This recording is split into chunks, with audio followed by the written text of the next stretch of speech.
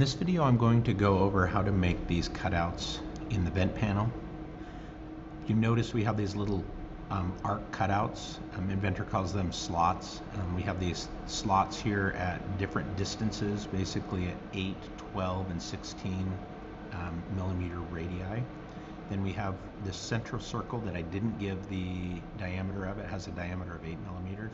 And then the width of the slots is 2 millimeters. Then you can see that this current slot width is 70 degrees, but we're going to make that a parameter and change that. And so we have a 70 degree and then a 20 degree gap, 70 degree, etc. That means that from the vertical, there's a 10 degree angle between the vertical and the start, and then there would be another 10 degree between this end and the horizontal. And so let's go to the part.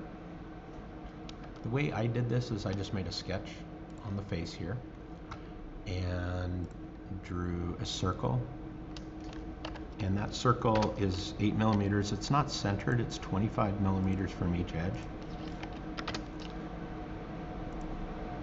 And so I'm going to go here and make those the same.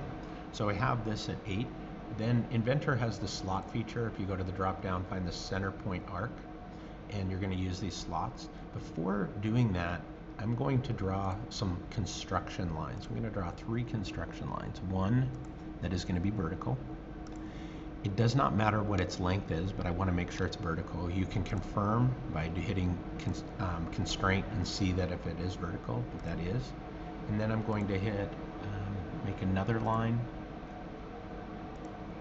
and then another one here. The purpose of these is to define the width of the those arced slot cutouts. So this angle currently is 70 degrees, but it will be changing with a parameter. And then this angle is currently 10 degrees because it's we have 10, 70, and then 10. And so I don't want to type in 10 though, because it will change if this angle changes. So it's basically a function of this angle. It's 90 minus this angle divided by 2, which is in this case 10 degrees. But if we ever change this to like 40 degrees, that would change this angle. So don't type in 10, type in that function, basically 90 minus this angle here divided by 2. Once we have that, we can go to our arcs. One thing that is important to remember is get out of the construction line. So stop making the construction lines for the little arcs or slots. Click the center point slot.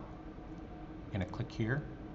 We know that this first one is 8, and you can actually type in 8 right now for the beginning of the radius. Click here on this line, and then end on this line, and then go out, and we know we want that to be 2.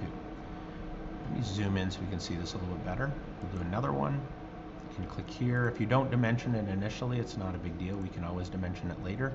So 2, so I didn't dimension this distance. This should be 14. I think it's, let me double check. It might be 12. So let's double check. Yeah, it's 8, 12, and 16. So let's make sure I have those right. So this one should be 8, which I didn't mention, 8, 12, and then the next one will be 16. Go out here, click here and here, and this is going to be 2 millimeters and then 16.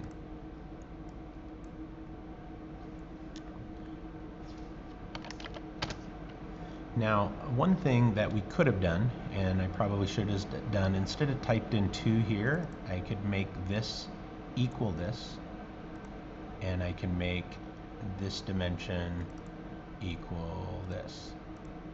Okay, and so what that does is if I ever change one of these, they all change.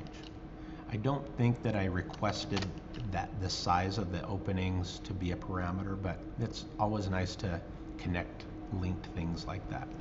Notice that these are not quite constrained yet, and you can see that they're purple. And one thing, if I change this angle like 50 degrees, notice that these don't line up with that. So we do need to do like a coincident constraint and make sure the center of those semicircles are lined up with that arc. And the whole goal is that if I change this angle, that it changes the sizes of all three arcs. So it looks like things are good now. And so now we can just extrude those out.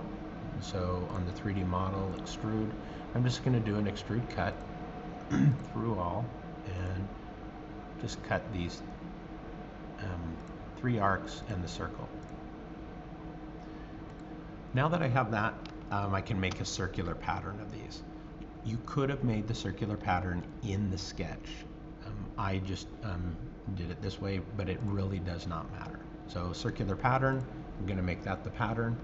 I'm going to make the direction based upon this axis, and then I want 4 copies of them. All right. Morning. Morning.